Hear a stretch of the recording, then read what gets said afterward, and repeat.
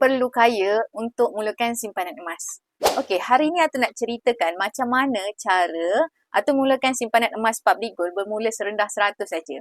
Okey, caranya adalah melalui akaun Emasgap Public Gold. Okey, bila tuan-puan nak buka akaun Emasgap Public Gold ni tuan-puan, daftar percuma saja.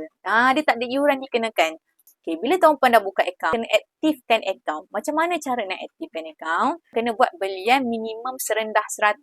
RM100 tu dia akan convert kepada nilai emas ikut harga semasa. Sebagai contoh, kalau tuan-puan buat belian emas RM100 hari ini, akan dapat 0.2232 gram.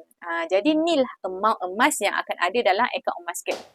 Seterusnya, akaun Emasgap tak ada komitmen bulanan. Contohlah, bulan ni tuan-puan simpan emas. Bulan depan tiba-tibalah ada ujian sikit tak dapat nak menabung emas. Tak ada masalah. Akaun Emasgap tuan-puan tetap ada. Selain itu tuan-puan, akaun Emasgap ni kalau kita nak simpan emas dalam akaun percuma saja. Dia tak ada fee tahunan. Okey, banyak mana tuan-puan simpan dalam akaun Emasgap, tak ada fee langsung, tak ada upah simpan.